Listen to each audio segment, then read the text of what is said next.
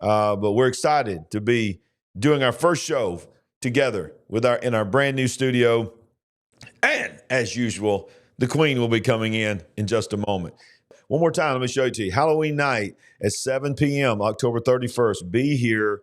We're going to deal with the unseen realm. We're going to deal with the demonic realm. We're going to deal with portals. We're going to deal with werewolves. We're going to deal with Bigfoot, Sasquatch, Dogman, Mothman. What are ghosts? Are they real? Aliens? I mean, we're going to hit it all, y'all.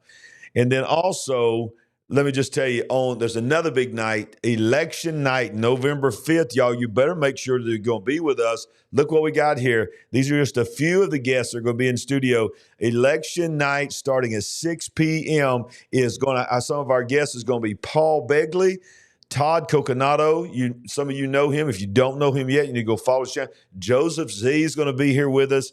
Sandy and I will be broadcasting live starting at 6 p.m. And we're going to go to at least 10 p.m., y'all. It's going to be a crazy, crazy night in our new studio here. We're going to have an interactive map. We're going to be able to tell you when states are called and who they were called for. We're going to have the tally of the Electoral College going on. We're also going to have remote guests and in-studio guests. We got some people that's going to join us here in the studio. It's going to be awesome. All right, so let me see if I can do this right here. I think I have it set up for me to be able to do the news. Yeah. All right, so we're going to start tonight with this right here from this is not the B, but this is controlled by Babylon B. And I like what they said. They said, I gathered all the memes. We're going to start with something a little lighthearted tonight about Trump and McDonald's being America, because America needs this. So these are some of the memes here before we get into some serious news that we're going to have to digest tonight. Vote for me and I'll fix all the ice cream machines. You got it, Jack. And then, of course, the mainstream media here says Trump doesn't actually work at McDonald's. It was staged, blah, blah, blah.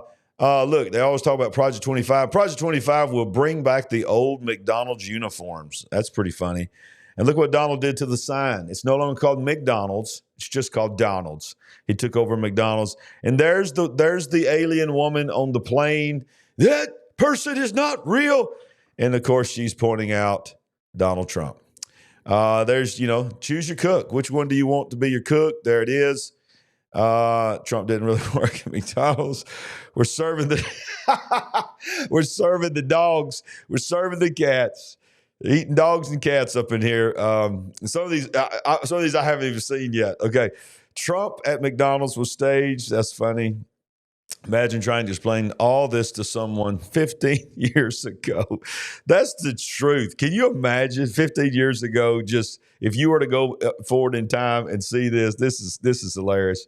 These are just some of the memes. There's Hulkamania. And then, of course, look, it shows the stages of the Electoral College going in Trump's favor. He gets a assassinated attempt. Hulk Hogan brings him in, and then he works at McDonald's. He sweeps all 50 states. Yeah, so there we go. There we go. She's coming in. I'm going to go ahead and put it on the camera. There she is. Y'all show some love. The Queen is in the house. Yep, I don't know. Is your mic on? There you go. Now's your mic. Can you hear me now? All right. Okay. We don't have ears tonight. It's a little difficult. It's very weird. We're used to hearing ourselves, but let me see. I don't know why it didn't clap for you. There it is. It's clapping. Okay. Well, I don't know. It don't show. You can't hear it. Can't hear it. So I don't know if it's clapping or not. Well, I don't need any applause. It's great just to be here. You just keep talking while I'm working. Glad to be here with our family. Obviously in the new studio. I was listening as I was down the hall trying to get in here, and hilarious memes. Okay, hilarious memes. Another big weekend in the news, and I see the chats going here.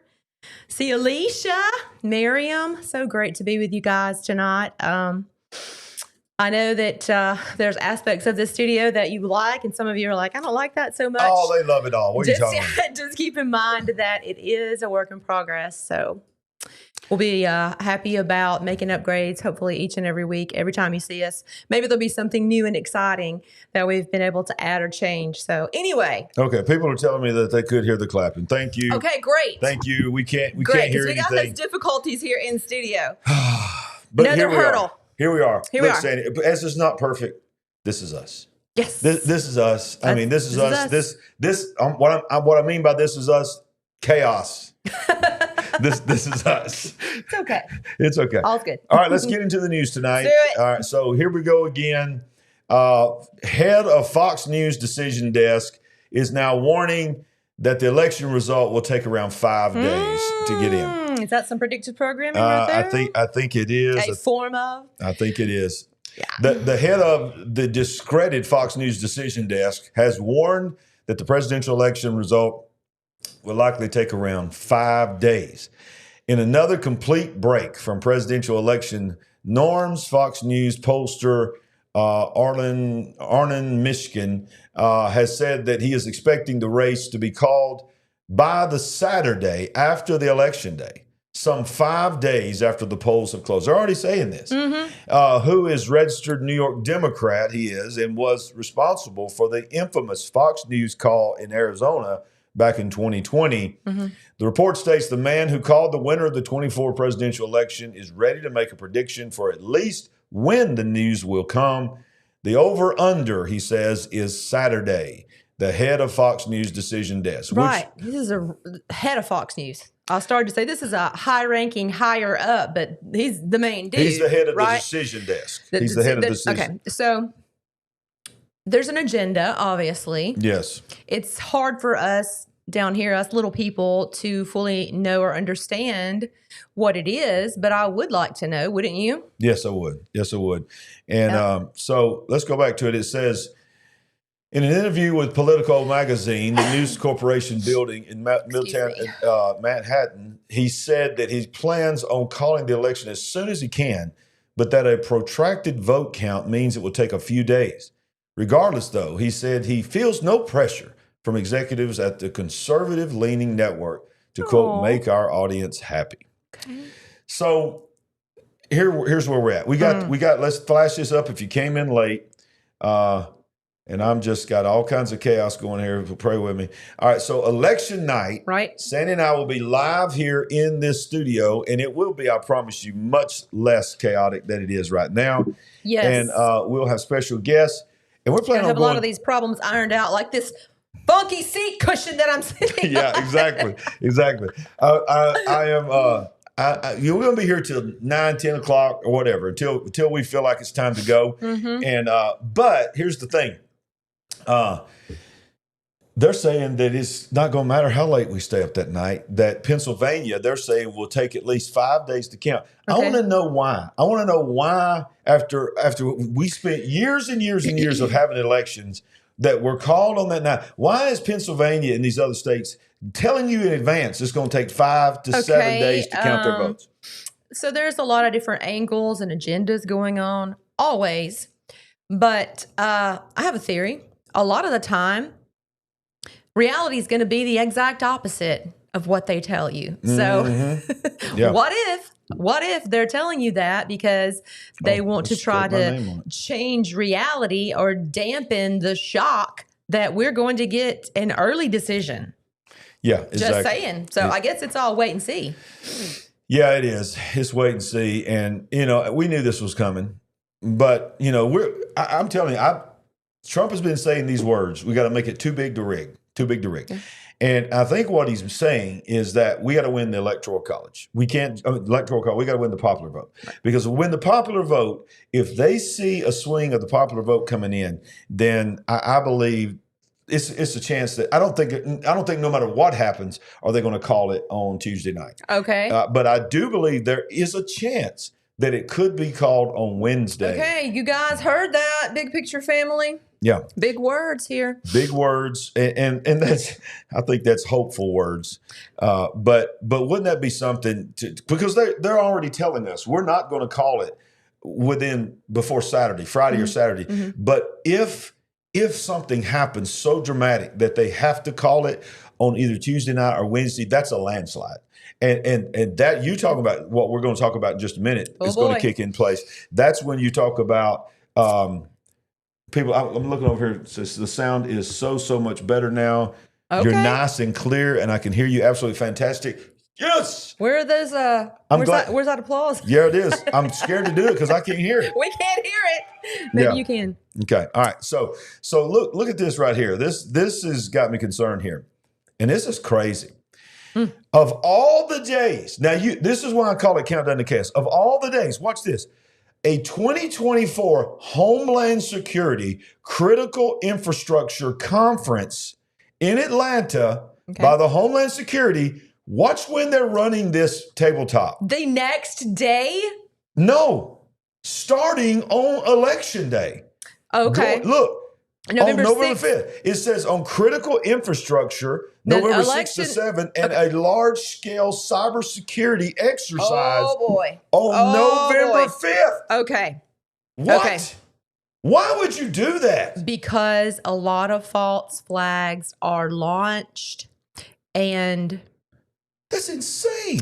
I don't know if I should say much more, but go ahead and say it. Let's just get flagged tonight. I think this is a practice where we've had disasters, where we've had so some of you would know on 9/11 that I think part of the military was performing an exercise, which is when you hear the recordings of where the air traffic controller is saying, is this real world? Is this a real world? Yeah, right. Is because an exercise was going on when 9/11 took place. So there was confusion on the part of these critical infrastructure people, and they were like, what's going on? Is this real? Is this part of the exercise? Because it's hard for me to believe that we're having a major disaster taking place while an exercise was in progress. Right. I mean, look at the optics of this. Who thinks when you're planning this out, we all knew the election was going to be on November 5th. You're going to say, okay, let's practice. How did this get under the radar? This is crazy. This is huge. And by the way, this is from their website. This is from the AFCA chapter Atlanta. This is from their website. Scroll that down again. Scroll down this way? Yes, right there. Right there. Critical infrastructure, November 6th through 7th, large-scale cybersecurity exercise. Okay, oh my goodness, they're telling you right there, large-scale cybersecurity exercise. On Election Day. How many cyber attacks have we seen and undergone over the last 2 to 3 years? I can't even count. All right, let's read how this. many. So AFCEA Atlanta is proud to announce our 4th annual Homeland Security Conference is back for 2024. This will be a multi-day event focused on critical infrastructure with a pre-conference cybersecurity exercise open to registrants who want to observe and participate. I'm going. I'm doing it. If you wasn't going to be here live, we would. The critical infrastructure topic is only getting hotter. Come hear guest speakers, all levels within the government, speaking on a wide range of topics concerning critical infrastructure. What are the trends? What are different agencies are doing? What contracts are coming out? Budget issues, emerging technologies, etc. They will speak on current policies, issues, and developments regarding cybersecurity, critical infrastructure, and other important homeland security topics. The event will be held at the Atlanta Convention Center with several hotels nearby. We have issued calls for topic speakers and sponsors. We are working on a pre-conference style cybersecurity exercise inspired by the Army Cyber Institute. It will involve representatives from federal, state, county, and municipal agencies, academia, and industries. For general information and sponsorship, click here. Oh, and by the way, on Election Day. Can I ask one question? You said that was going to take place at the Atlanta Convention Center. Is that the one that's near the airport? I don't know. If it is, now we stayed at a hotel that was attached, I think, to that convention center that was near the airport. I don't know. It's been so many years ago. I can't remember. If that were an aspect of this, I would find that to be interesting as well. Wow. If it was that close to the airport. And I'm not saying it is because I'm not that familiar with Atlanta. I'm just remembering us staying for a convention, and I remember taking a tram from the hotel correct, to that convention center, which is why my mind is going to, was that at or very near the airport? But anyway. And this person here asks a very good question. This needs to be looked at. Why is the government running a large-scale cybersecurity exercise on Election Day? This is all different government agencies. By the way, we just read that. All government agencies will be participating in this. How convenient. Why are you not in Washington on this day? You're going to be in Atlanta doing a 2-day conference following Election Day. I like what it says. Could be innocent, but the optics are terrible. Oh, that looks like a lot of opportunity for some nefarious behavior, if you ask me. And I did ask you because I'm always asking you. Are you? Because you're the one that opened my eyes. Yes. You are the one that gave me the red pill. I ripped those lips open. You ripped the veil. You ripped it. I shoved that red pill right down your throat. And the Big Picture family is so happy that you did. I think they are. Because now we get to gather together because you woke me up to the real world. Can I have some applause over there? Yep. There you go. Thank you. I'm assuming that it's playing. I don't know. Stop. It's not I'm not being prideful. I'm just so happy. It's not a pride thing. It's just sheer joy. Oh my Lord. Oh my Lord. All right. So let's go into, let's delve a little bit further. I think a lot of people are so sick of this. She's commenting in chat right now, and more people are waking up. I hope you're seeing it in your family. I hope you're seeing it in the break room at your job. I hope you're overhearing conversations at the grocery store or wherever, because, I hope it's working into a movement, but I think people are definitely starting to wake up, whatever percentage and whatever numbers, I'm not sure. Yeah, exactly. All right, well, let's continue going down the chaos convention road here. Here we go again. The FBI cyber agency issues disinformation warning 2 weeks before election. Oh boy. Remember what the good old friend, old Klaus Schwab, ye shall eat the bug said. Oh yes, it's the most important thing. The most dangerous thing. Most dangerous. Against humanity. Misinformation and disinformation. The FBI and federal agency dedicated to cybersecurity issued a warning on October 18th about efforts by foreign actors trying to, quote, spread disinformation regarding the upcoming November 5th election with just over 2 weeks before the contest. The FBI and the U.S. Cybersecurity and Infrastructure Security Agency, CISA, said that they have, quote, no information suggesting cyber activity against the U.S. Election infrastructure that has, quote, compromised the integrity of voter registration information, prevented an eligible voter from casting a ballot, impacted the integrity of any ballots. Basically what they're saying, they're going on and on and on and saying, in advance, regardless of what you hear Orange Man or anyone say, yes, we're letting you know there is zero evidence that anyone has the ability to hack anything. And if you hear that anyone is hacking anything, if you hear that anything nefarious is going on, it is misinformation and disinformation. And it is dangerous. We have spoken. Right. I get it. So about 2 weeks ago, it was Karine Jean-Pierre was, doing one of her daily briefings. And I heard her use, probably for one of the first or second times that I've really seen her be open about that, all three words, mis, dis, and mal information. Right, she did. That same day, I heard someone else talk about it, like, just rolling right off the tongue, like this is a part of our daily language now. And I was like, oh boy, here it comes. It's been from the first, what did we get that in February or? Yeah, January. We got that in January, that rollout. And here we are. It was, I think, September, 1st of October at that point. And here we were hearing her talk openly and freely about this. So. Yeah, and let's see what it says right here. We are seeing foreign actors use, this is the government saying, these tools to develop and distribute more compelling synthetic media messaging campaigns in inauthentic news articles, as well as synthetic pictures and deepfakes, video and audio, at greater speed and scale across numerous U.S. and foreign-based platforms.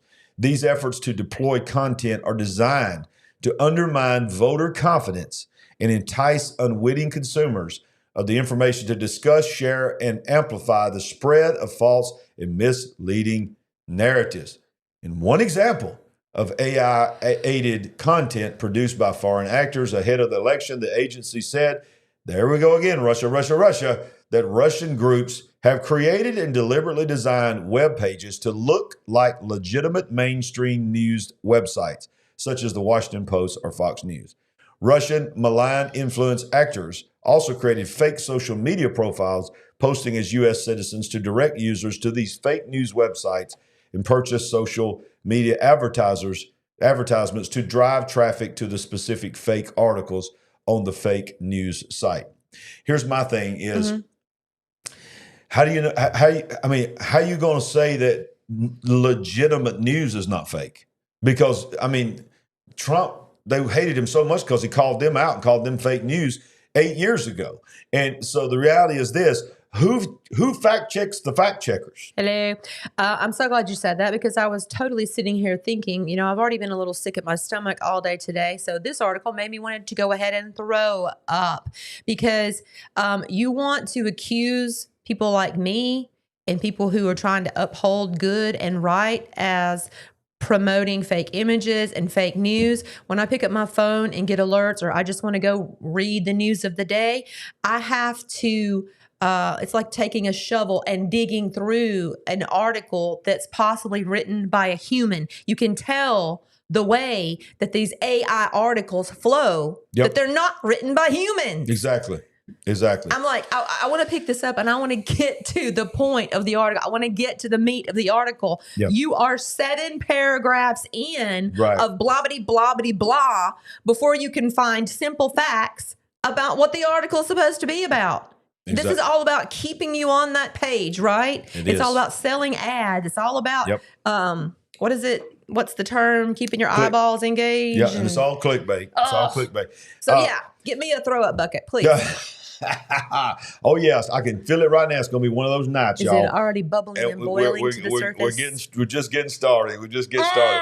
But now, if you needed any more further information, they just come out with a movie. I think it's about to come out, or it just came out, and I think it flopped. It's a shot at Orange Man, and it's about trying to make him look bad and all this. I forget what it's called, but it was a flop. Okay. Are you talking about a documentary or no? It's actually a movie. Motion picture. It's a motion picture. Somebody acting like him, trying to make him look bad.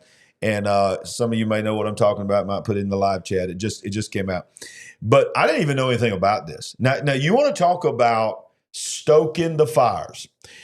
This is probably gonna get me flagged. I'm not gonna play it fast because some of y'all said you can't understand when it's playing fast. So if I get flagged, I get flagged. Bring in the barf bag, Tabby. Come on. But look at this right here.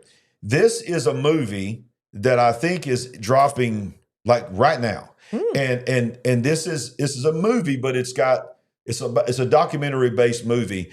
But they got some actors in it, and then they got real people in it. I want you to notice some of the people that are in this, that are ex-government officials. And then notice some of these rhinos, these never-Trumpers that used to be Republicans that are now, they hate him so much. There are so many never-Trumpers, media, former Obama officials, Biden officials are in this.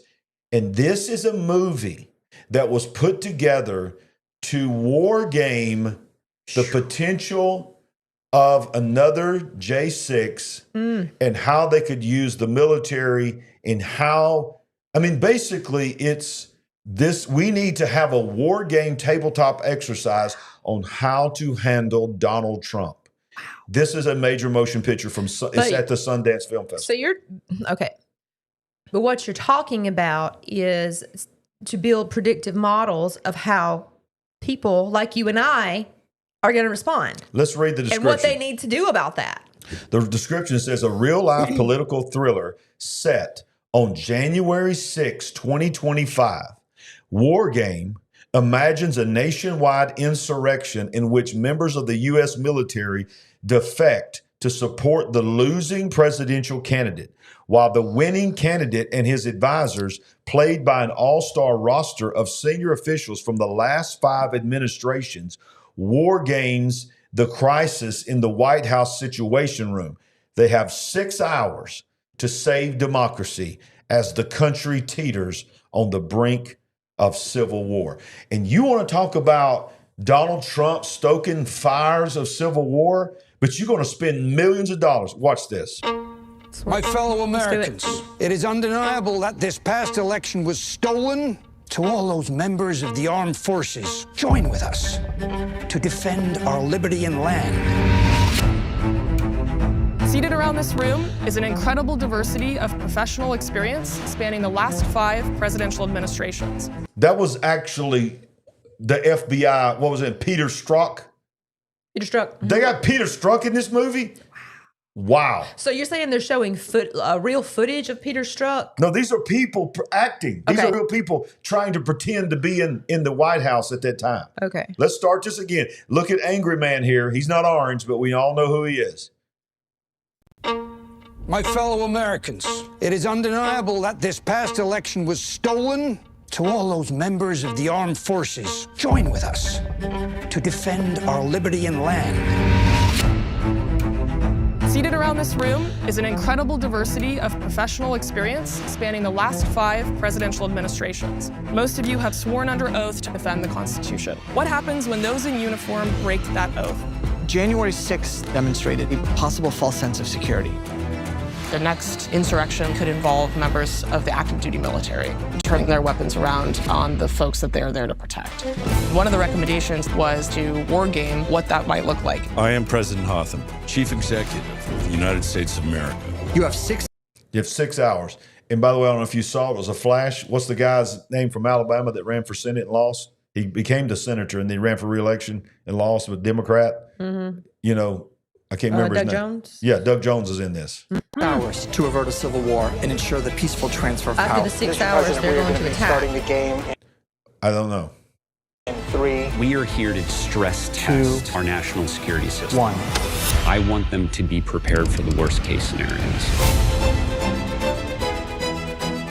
I have no idea if, at the end of this exercise, this country collapses or comes together. Where would we like to send a large body of armed crazies? Capitol. Who are confirming that there are National Guard that have in fact let protesters through. I'm going to flood the zone with fake pictures, guys. Very difficult to find out what is real and what is. And there were actual images of them?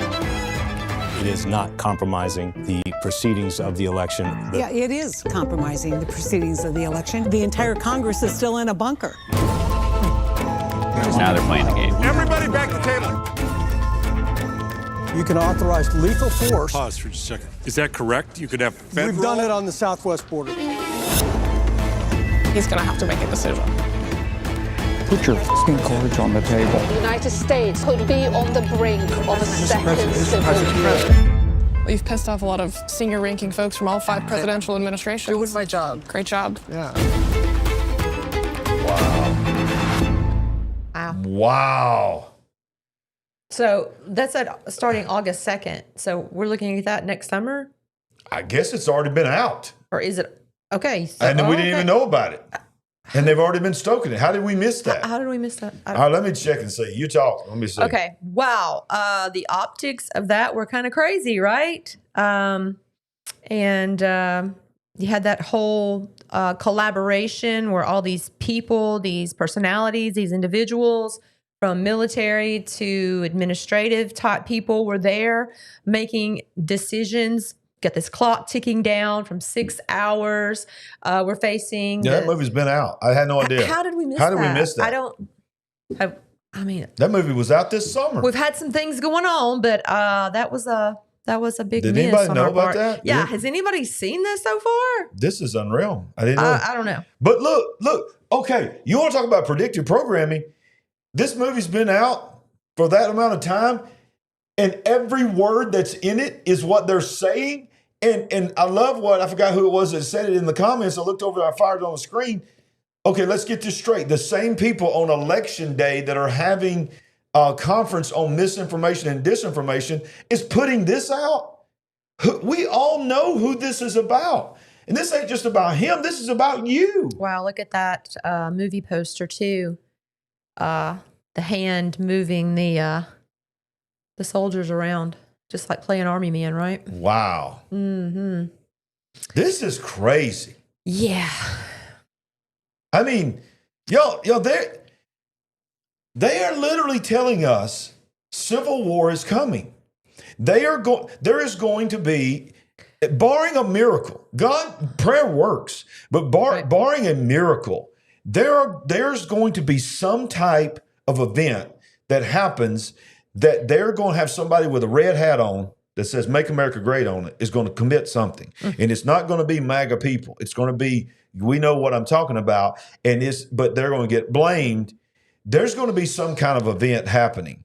And y'all, let me just tell you, no matter who wins in November, January 6, 2025, we need to have the intercessors praying. Yes. Because it is going to be, they've got plans for that day. And I know I'm getting flagged left and right. This show may not survive after tonight. Well, I'll tell you what, it hurts to think about our country being in civil war. It definitely hurts to say that out loud. But I will say this. I started listening to Steve Quayle in the year 2017. I'm going on almost 8 years of, I like to use the phrase when I first started getting woke, awake. But not woke. Not woke, but be careful. Woken up some of what this planet, what society, what reality really is. And one of the first things that I heard him talk about is there will be a civil war in this country. Wow. So that thought and idea has just been built upon by many other people all these years. And you know, we saw skirmishes, we saw things we didn't like or line up with during those 7 years in our country from our leaders. But I think most of us can say we are really seeing the possibility of ourselves moving into that reality, which is crazy. It is. But, you know, I think we're a lot closer. Good point, Tabby. 6 hours, also known as 6 January. Wow. The number of 6 is the number of man. Come on, the preacher's coming out in me. But let's continue down this road, what people are talking about here. Some people that are experts. Prediction of protests in streets, possibly violent, in 2024. A longtime political pundit, and y'all have to excuse me, my eyes ain't working too good. Frank Mile, retired editor of the Daily Interlake in Montana, now a commentator for Real Clear Politics, has written about what he expects when the presidential election ballots are counted in just 2 weeks. Oh boy, more commentary. Here we go. The author of The Media Matrix, What If Everything You Know Is False, explains that President Donald Trump will win, and he will win convincingly, is what this guy is saying. But that doesn't mean the progressive left won't have a meltdown. Just as in 2016, when Trump was first elected president, the media will be dismayed. The Democrats will be shocked, and there will be protests in the street, possibly violent. Congressional Democrats such as Jamie Raskin, we covered this, has already stated openly on video that he will try to prevent Trump from being sworn in, and by declaring him an insurrectionist and barring him. Who said that? Jamie Raskin. He was, we showed it, you probably forgot it, but we showed it on a Monday night. He's sitting in a round table, looks like in a library or something, having a discussion, and he says, we already have the plan. Yes, I do remember that. So he pulled the amendment out and said, we're going to label him an insurrectionist, and we will not allow him to go into the White House. He says that while there are 7 battleground states that are supposed to decide the election, bigger is the fact that the American people in large measure have come to regret the election that put Joe Biden in the White House 4 years ago. That was the election that Trump is accused in court of trying to, quote, overturn. It's the election he cited has been stolen. Actually, there have been several undue influences that are the result of that. And I better stop talking right now if I want to stay on air. Because they don't like it when you say stuff like that. But but they're telling you over and over again, people are saying Right. Get ready. Both sides are telling us. Go back a couple of stories ago to that exercise that's going to be taking place on the same day starting of the election. Why? And spanning. I mean, how convenient if you're going to have all kinds of personnel, I'm sure military, regular police, whatever, for problems that may break out. And thank you in chat for whoever it was that said step 3 in down the road to communism is chaos or something to that effect. Yeah, that's true. well, you know, Elon Musk is very heavily involved in a lot of stuff that's going on. And look what he says. He says this article says Elon Musk has said that he is upgrading his security after left-wing magazine labels him public enemy number 2. Anybody want to guess who number 1 is? If only he wasn't seeking to be that efficiency expert, he might not be in so much trouble, right? Right. So Elon Musk said Sunday that he plans to upgrade his security after a left-wing German magazine labeled him an enemy of the people. Musk held a town hall discussion in Pittsburgh, Pennsylvania on Sunday in support of former President Donald Trump's candidacy. While talking to the crowd, Musk commented on the heightened political atmosphere as the nation approached the November presidential election. I'm sure he had a lot of nuggets of wisdom for us. Oh, yeah. He noted he was recently on the cover of Der Spiegel. Der Spiegel. Der Spiegel, which labeled him public enemy number 2, the first being Trump. Quote, "I'm like enemy number 2, or what? Democracy. I mean, I'm pro-democracy. I'm literally trying to uphold the Constitution and ensure we have a free and fair election," Musk said, eliciting applause from the crowd. What is that on his shoulder? That's a T-shirt. Oh, that's Pittsburgh. That's the Pittsburgh Steelers towel. Okay. So he was waving the Pittsburgh Steelers. Rally the crowd. So I'm definitely upgrading my security. Guess I better cancel that open car parade, Musk said. Seemingly a nod Good idea. to the 63 We know what. assassination. Exactly. The assassination. Yeah. The SpaceX CEO said he was a little shook by the, quote, level of vitriolic hatred of the left. You think? Wake up, Elon Musk. They're not nice and sweet. They're not the kind. Remember when we used to hear, can we just be tolerant? They are not tolerant. No. We have found that out. No, again, yet another example of saying one thing but actually meaning the exact opposite, right? Exactly. Well, we've not gone far enough. Oh, there's more. Now we need to tell you what is also happening. Do you remember not long ago when the United Nations, in a 5-minute vote, made themselves a one world government? You know, I do. Okay. Well, guess what our wonderful American government did quietly while no one was looking, while we were being distracted by Diddy? Warning. The Department of Defense. I love it. Wow. I got to write that down. Don't let me forget that. Everybody hang on. Y'all, did I just say the Department of Defense? I think you were prophetic. It's good to have pen and paper close by for these occasions. Yes, the department. Okay. Let's don't rub it in. Oh, I'm anxious to see the live chat when it catches up to that one. The Department of Defense. Okay. Yeah, y'all liked that, didn't you? Tabby liked it. The department. Hey, but you know what? It was actually pretty true. I mean, that sums it up even a little bit better, don't it? I tell you what, we just did not know how your speech impairment would just come in handy so much. But you know what if that takes off and it goes viral? It's possible. That people start saying, what, can we get this to Trump? In all his words that he says? Would he not? Why has he not thought of that? Why did that accidentally come out of me? Did I just go viral? Maybe. Hopefully. Okay. I was pretty impressed with Too Big to Rig, whoever came up with that. That was Trump. He come up with that. I give him credit on that. I don't know if it was him, but he's certainly using it. The Department of Defense quietly signs a directive to use lethal force against Americans as presidential candidates threaten violence. In a silent and unannounced move, the United States Department of Defense recently passed a directive without the approval of Congress, Senate, and even a signature from the president. How convenient. Exactly. Is this not showing us the shadow government? Is this not proving to us that the shadow government runs this? You were warned about that military industrial complex. Yes. They weren't kidding. They weren't kidding. So let's read on here because this gets crazy here. Oh, Alicia says the deportment.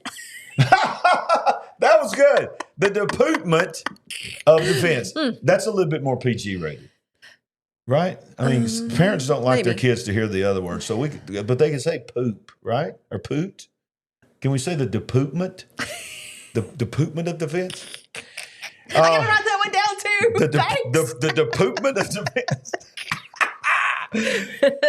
Yeah, in effect, who knew this? Just like a movie came out called War Games that we didn't know about. Watch this. Since September 27th, one day after Hurricane Helene made landfall and left the path of destruction in his wake, the DOD accepted amendments made to Directive 5240.01.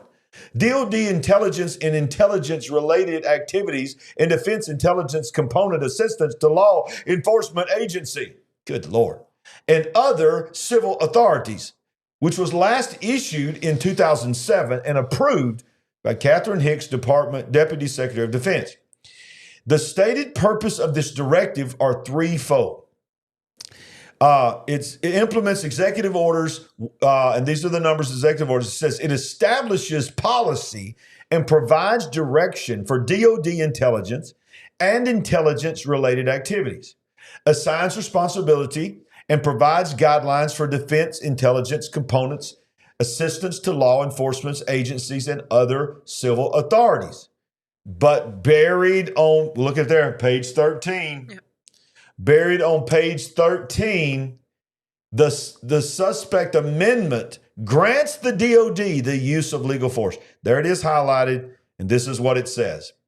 Quote, assistance in responding with assets with potential for lethality. Is that right? Lethality.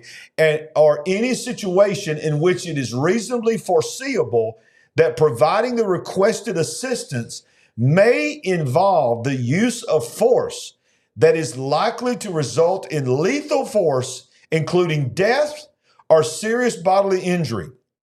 It also includes all support to civilian law enforcement officials in situations where a confrontation between civilian law enforcement and civilian individuals or groups is reasonably anticipated. Such use of force must be in accordance with DOD 5210.56, potentially as further restricted. It's DODD, like Department of Defense Directive. Yeah. Potentially as further restricted based on the specifics of the requested support. So you got a video clip for that too? What was that? I haven't played that, but let's just start it and see what it says. I don't probably know gonna have language. I don't know anything about what's in here. Okay. Is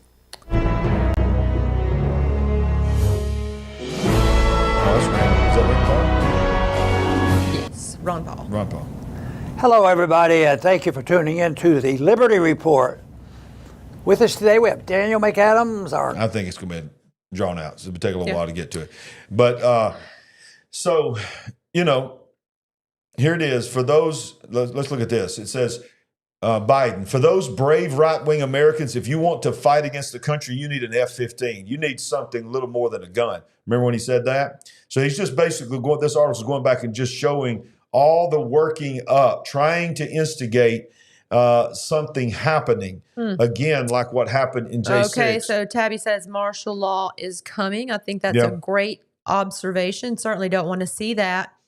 But, you certainly have every right to get out and protest, to demonstrate, to just be present for a day, an event such as January 6th, but proceed with caution. Yeah.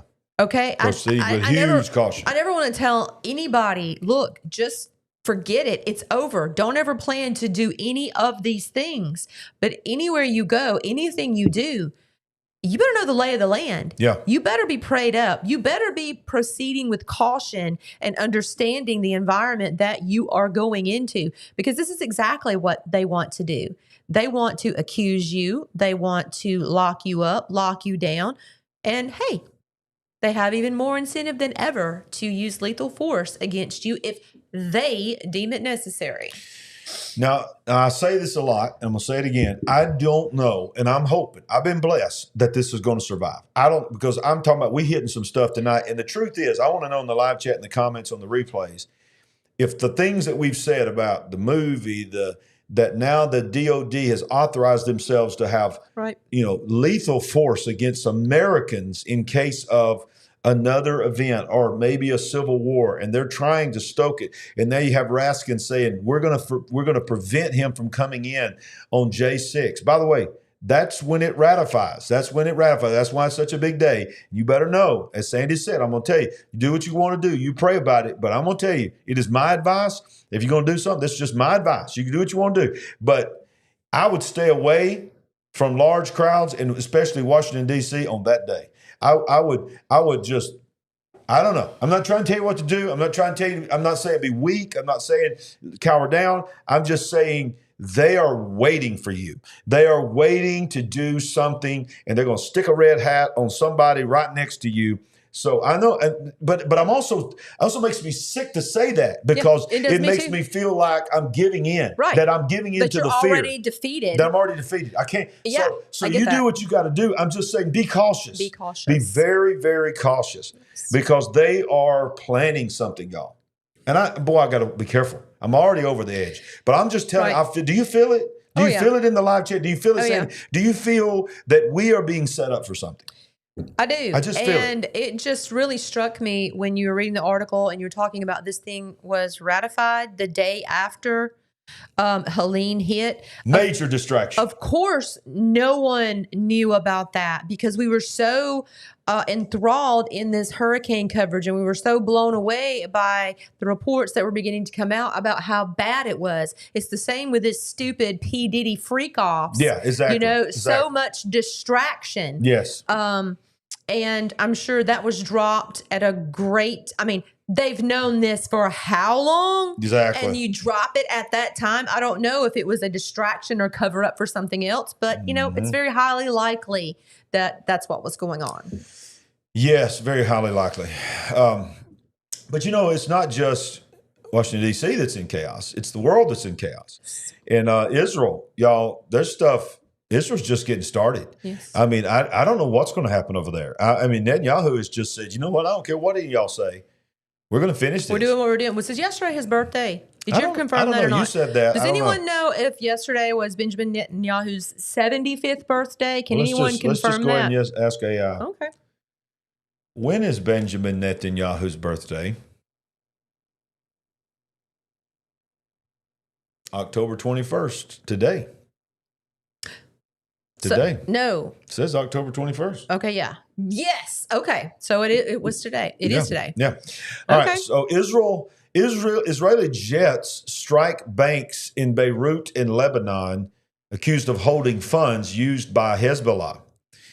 Israel fighters overnight struck the banking system, which is crazy. I told you that last night. Yeah, that's just insane. That was going on. Overnight, including branches of a bank accused of holding funds used by Hezbollah. The military's Arabic spokesman had earlier in the night issued several evacuation orders for buildings throughout southern Lebanon.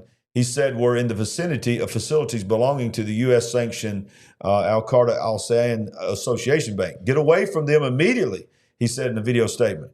A brief window to escape to safety. Intense blasts reverberated across the night sky. Reverberated. What'd I say? Reverberate. Reverberated is right, ain't it? Reverberated? He's making words up again, y'all. I ain't ashamed. I am who I am. That's all. I am 56. I ain't learning no new words. He's got command of I'm the making my English. own words. We have command of the English language here. And I'm Yes. sorry. I should not have Why you keep making fun of me? Listen. Y'all been doing this for 35 years. This is a serious article. And I should have been quiet, but I just could not let that one go. What did I say? Reverberate? You said reverberate. Okay. Reverberate. In my mind, it was reverberate, but it came out reverberate. Well, reverberate across the night sky. With each day, Lebanon suffers more. But even amidst the escalating violence, solutions remain available, blah, blah, blah. But bottom line is this, it's escalating. And, we're going to get into in just a moment. And by the way, Thursday night with my show with Stan Dale. Alicia said, love it, bless it. Oh. Bless it. Okay. Look, I thank y'all for showing me some compassion.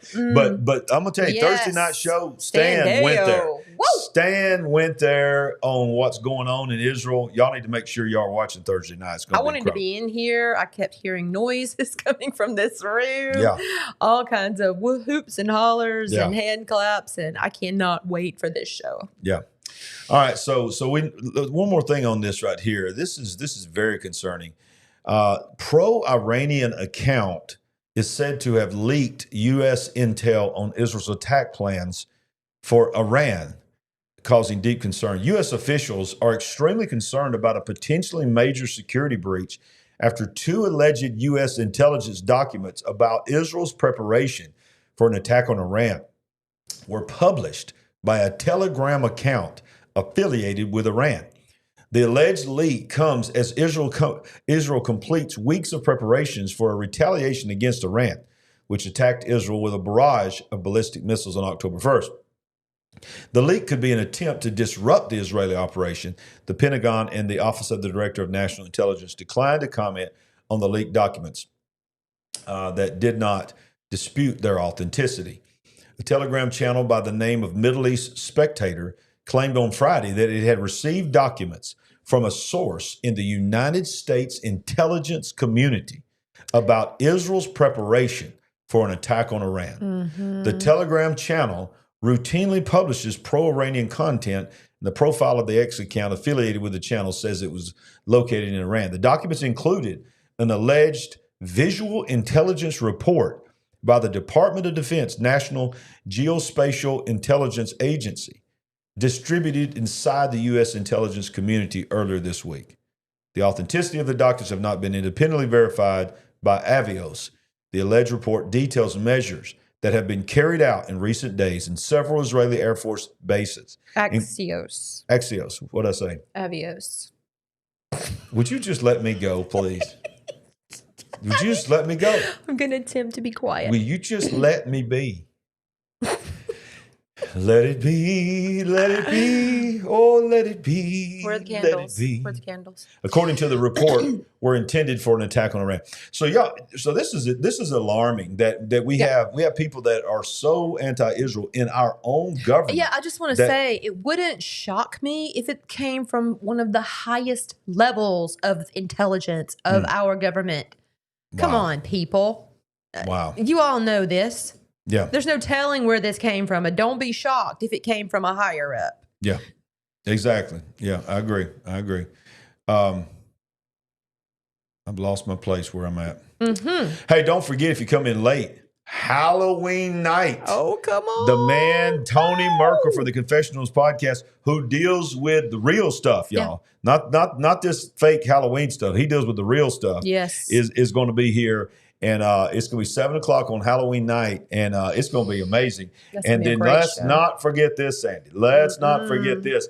On election night, live from our new studio, we are going to have all-night election live results as they come in. And I'm talking about get the popcorn. It's going to be amazing. Bring the beverage tray around because it is on that night. Make sure the beverages are only sweet tea, water, Diet Coke. I'm gonna need a cappuccino. I'm just putting that. Yeah, we'll have some caffeine, but hey, let me go one more time and just show you these are just some of the guests that we've got confirmed. Pastor Paul Begley is going to be here for a few minutes. Amazing. Todd Coconato, who is tremendous man of God. Joseph Z is going to be in the house talking about his opinion on what's going on.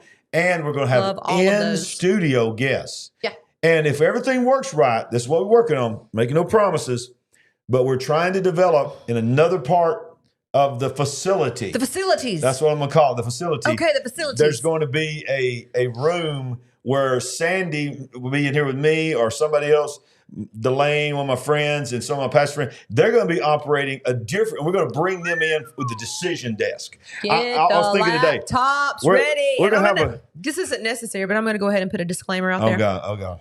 There's a bathroom next door, so hey. Hey, we can stay here all night. Just all night. I'm just saying, possibly could hear some flushing. Don't know. Sandy, what has happened to you? I'm just going to go ahead and put that out there. It might be a lot of noise. It might be the next room that night. It might be the next room over, but this is us. This is us. Us. So is that a catchphrase to cover all the faux pas? Yeah. That you guys understand. And we just say stuff happens because this is us. That's so good. That's so good. But what I want to have is like a private chat, which has on this software where Delane or somebody can text or say, we got Georgia's coming in. And I want to be able to say. That was my idea. Well, you can do it. I'm just saying that's what we want to have. I said we're going to do returns. And then I'm going to say, I think we have a call. Let's bring in the decision desk. Mm-hmm. And in the living room, they're going to say, we're calling Georgia for Trump.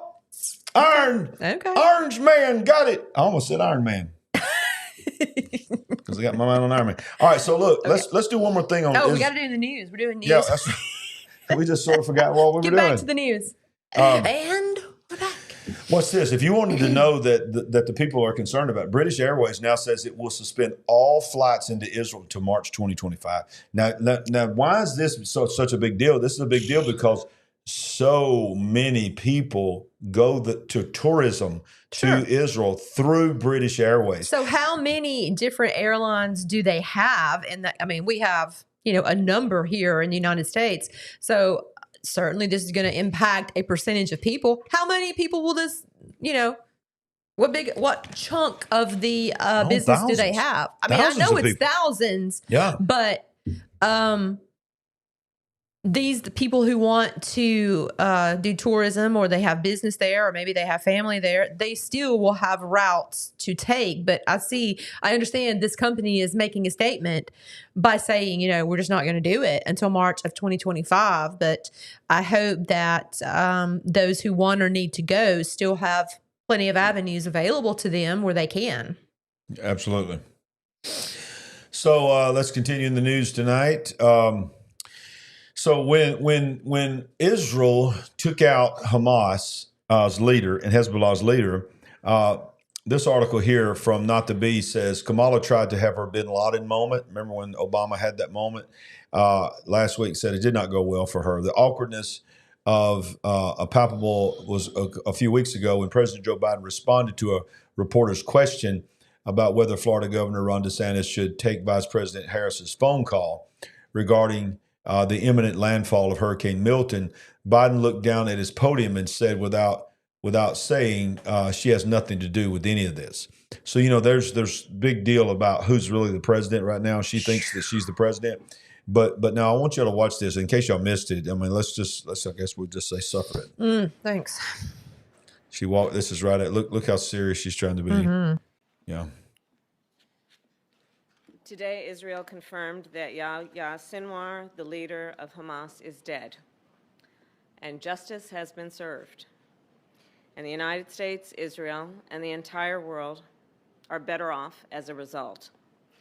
Sinwar was responsible for the killing of thousands of innocent people, including the victims of October 7 and hostages killed in Gaza. Now, I want you to hear this. If you remember, he was killed, and even Amir Sarfati kept using the word accidentally. And then he would always correct himself. He'd say, not accidentally. But what he meant was one guy was chasing some terrorists, and he emptied this mortar shell into this building, and then took a drone in there to see, and they found him. They had no idea he was in there until they went back and looked at drone activity, and they saw him running and all this.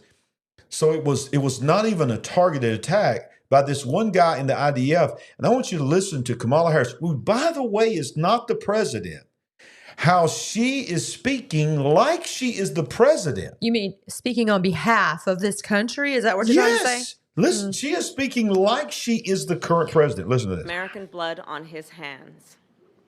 Today, I can only hope that the families of the victims of Hamas feel a sense and measure of relief. Sinwar was the mastermind of October 7, the deadliest day for the Jewish people since the Holocaust. A terrorist attack. Just stay with it, y'all. We just lost 100 viewers when I started playing her. And included horrific sexual violence and more than 250 hostages taken let's fast into forward. Gaza. Let me just get, I can't do it anymore. But she goes on to say, justice has been served. To any terrorist who kills Americans, threatens American people, know this. We will always bring you justice. Well, the article goes on to say, why is President Biden not saying this? Yes. Is he not the president? Is that not what was supposed to happen? The president is supposed to come out and say that, not the vice president? You know, I'm a strong believer in factions. It's like there's the Kamala faction, the President Biden faction, and they're infighting. There's certainly not a, what is the term when you're together? United front, I guess. Yeah, yeah.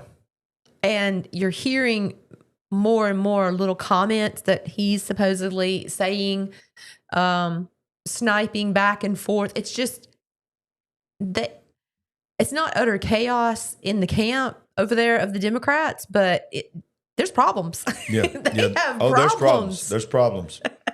They have people turning on each other.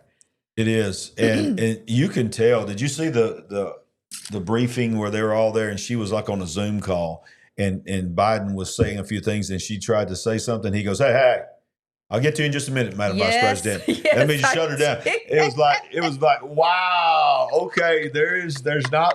Can you feel the love tonight? Yes. Wow. But let's not forget that there's still a war going on in Ukraine that we have sent billions of dollars to. But did you know that North Korea is now saying that they may join Russia? Who knew this? NATO warns of serious escalation if North Korean troops fight in Ukraine. Y'all, this thing is not winding down. A term comes to mind. Red, Axis of Evil? Red Dawn? Remember when they remade Red Dawn? Oh. And what disaster. And when they remade it, it was China. And China funds so much of Hollywood, they had to change it to Korea at the last minute. Yeah. Look, NATO warns of a serious escalation if North Korean troops reinforce Russia's invasion force in Ukraine, given it raises the risk of further third parties committing troops to the conflict. So Zelensky warns of 10,000 North Koreans joining the front line of Russia's invasion. So he's saying he's heard that 10,000 are coming. Well, there's another endorsement for Trump because you all clearly heard him say that's going to end day one. Yeah. I am curious to know what he's going to do because I don't know that he's got a plan. I'm curious to know too. So, writing after the call, Root says this: I spoke with President Yoon about NATO's close partnership with Seoul Defense Industrial Corporation, and interconnected security of. By the way, this is working really good. I love this thing, but my eyes are 56 years old. Exactly. And I got to work on my text on this teleprompter, y'all. I'm having trouble. Work on mine too. I'm having trouble reading this text tonight. Well, I tell you what, it's like way. Let's just move this table forward. Nope, we're not doing that. All right, so it's going to have significant escalation, is what they're saying. Ukraine publishes footage purported to show North Korean troops gathering in Russia. Was this what the train ride was about? Remember the train ride? Oh, yes. You remember that? When little Kim loaded his car up and Sure everything did. inside a train and took a train from North Korea to Moscow. And when he got to Moscow, they had a secret meeting that was off camera.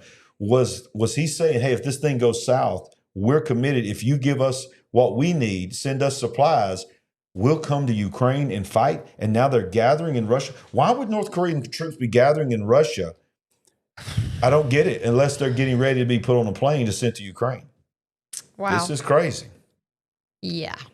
This is crazy. You know what's not crazy? People that are amazing and have partnered with us. Yes. And I think if I can find my button, let's play this commercial. We'll be back in 30 seconds. Would you like to help us build the big picture family? We're on a mission to wake up the world to what is really going on. All you have to do is go to our website at LarryRagland.com and make a one-time gift, or you can become a monthly partner. Any amount is a blessing and an encouragement to us. While you're there, make sure you get a copy of our book, I See Greatness in You. Browse our merchandise store, connect with us on our social media links, and join our mailing list. We appreciate it. And remember, we ain't woke, but we are certainly awake. Awake. Yes, we are. Yes, we are. So we are certainly awake. Now, we ain't talked about BRICS in a while, and we need to, because BRICS is quietly building around the world while we're being distracted by all this stuff. India and China. Now, when I went to Nepal, can't remember what year it was I went to Nepal. But 2015, I think. I think it was 2015. It was an incredible trip. But there was, everywhere we went, there was talk of this war and this Cold War between India and China over the boundary there that's around the mountains, Mount Everest and all of that. And there was an embargo on fuel. Well, look at this. While we are creating chaos, India and China signed a border pact ahead of the upcoming BRICS summit. Two BRICS member states with the largest populations, India and China, signed a pact aiming to resolve their 4-year-long military standoff against each other over border disputes. The pact was signed the day before the 2024 BRICS summit, which will run from October 22nd to the 24th. So, Sandy, starting tomorrow is the BRICS summit. Nobody's talking about it. No, they are not. Nobody's talking about it. No, they're not. And look at this. The two biggest, most populated countries in BRICS has come together before then. Why? Because they feel like they need to unify for what their agenda is. We reached an agreement on patrolling, and with that, we have gone back to where the situation was in 2020. And we can say the disengagement process with China has been completed, Indian Foreign Minister said. At the BRICS summit in Kazan, Russia, which is where it's going to be, member nations will meet to discuss the creation of a multipolar world order, no longer dominated by Western financial systems, the U.S. dollar. Kick that petrodollar to the curb. The pact also comes at a time when China is overtly transitioning to a wartime posture against the West, while NATO battles Russia over Ukraine, driving a military wedge between the two financial orders. Iran, now a member, is facing a possible attack by Western-backed Israel. Iran, a member of BRICS, is now facing a possible attack, and they are trying to create a NATO-like allegiance within BRICS, which will mean if you attack one, you attack us all. Yeah. How inconvenient that we're not a part of that. Right. Although there are reasons I don't want to be, we're going to be like stuck out here on an island unto ourselves. So it's going to really hurt when all of those dollars start coming back home because nobody wants to settle trade with them anymore. But you know, when all this chaos is going on, you know what I always think about as a pastor? I think prayer works. Yes. Prayer works. We saw prayer work. I'm convinced we saw prayer work on Milton. Yeah. But watch this. The praying countries of the world, look what they're doing. The United Kingdom, and I want to hear from our United Kingdom people, has criminalized silent prayer. Well, this is like pre-crime or something, right? Yeah. I mean, look, silent prayer. Silent prayer. Silent prayer is now against the law. What's this? The UK's thought crime, enlarged for going blind man, enlarged for old man. The UK's first thought crime has been committed by an Army veteran who silently offered a prayer while standing outside an abortion facility where he paid for his preborn son to be unalived. November of 22, Adrian Smith Connor prayed with his back to an abortion facility to avoid any impression of trying to convince women entering or leaving the facility from going through with their abortions. But due to Smith Connor being inside a buffer zone, he was questioned by police. Let me go back and see if this was a typo. Did I read that right? He offered a prayer while standing outside an abortion facility where he paid for his pre-abortion. Okay, I don't understand that. Astonishing thread by Paul Coleman on Adams' conviction today. Watch out for how the UK is now precipitatively praying. I think the UK really needs our precipitable prayers. Perceptible. Okay, I thought I had it right. You did the first time. Now watch this. Buffer zones, is what the law said, are designated censorship spaces outside of an abortion facility of hospitals where pro-life individuals are prohibited from offering help to women who are seeking an abortion, and now from offering silent prayers. Go back up to in August 2023, a whole year after. Go ahead and read it. In August of 2023, a whole year after Smith Connor, after his trial had been set, Bournemouth authorities criminally prosecuted Adam. So if this article, several paragraphs up, we understand what it's saying, did he take someone there to have an abortion, and now I think that was a change? I think it was a It's mess. a total. I think that was a mess up. Okay, so they it's a total. don't line up because he was there to pray for the people. I think it was a Anyway, mistype. so this was in 2022, the first date that they mentioned, but this is kind of crazy that your country or your region of your country feels like they need to create a buffer zone so that no one could even stand outside. I mean, in our country, we can at least stand on the other side of the street to, demonstrate, to set up prayer centers, to try to help people. But my goodness, just standing there. And not, I mean, how do they know what you're doing? Exactly. How can they prove? Just bow your head. I could be thinking about the ball game. Exactly. That's why I said pre-crime. What are you talking about? Right. It's crazy. Well, in a different direction, but very alarming, for all you people that want to find out your DNA, this is really alarming. 23andMe, remember them? All you sent your samples to, is now in bankruptcy. And the question is, what's going to happen to your DNA samples? Big question.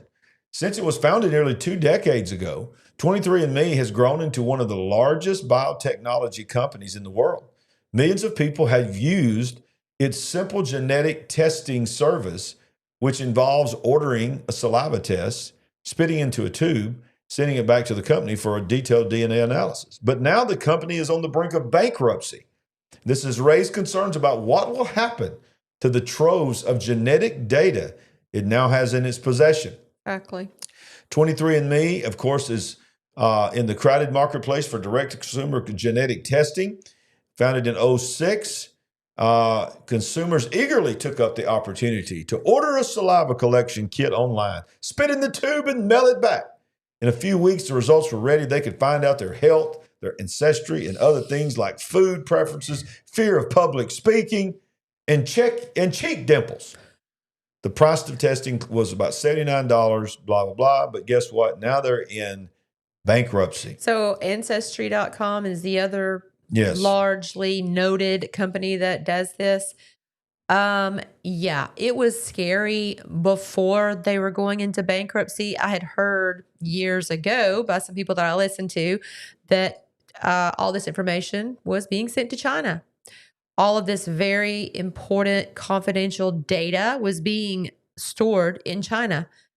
Wow. Well, if that was never true, what if someone comes in, a bad actor from China or another country, and offers to buy and bail them out?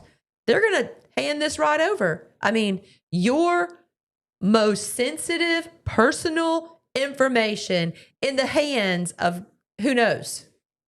Yeah. Yeah. And what have we always said? When you digitize something, it becomes programmable. And if it's programmable, it's hackable and it's controllable. Yes.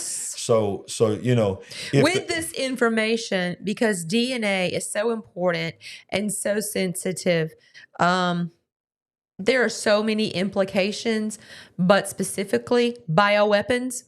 Yeah. You know, we're not all exactly the same as far as biometrics. Something that could hurt you, affect you, may not have the same effect on me. You can narrow this down to certain genotypes, to certain groups of people. Yeah. That's what this is all about. When you come down to I mean, it's not completely what bio warfare is about, but they can narrow it down, supposedly, from people that I listen to certain types of people. If you want to attack a group of people, as opposed to just wiping everybody out at one time. Absolutely. Very good point. And not to mention the whole transhumanism movement that is about DNA altering.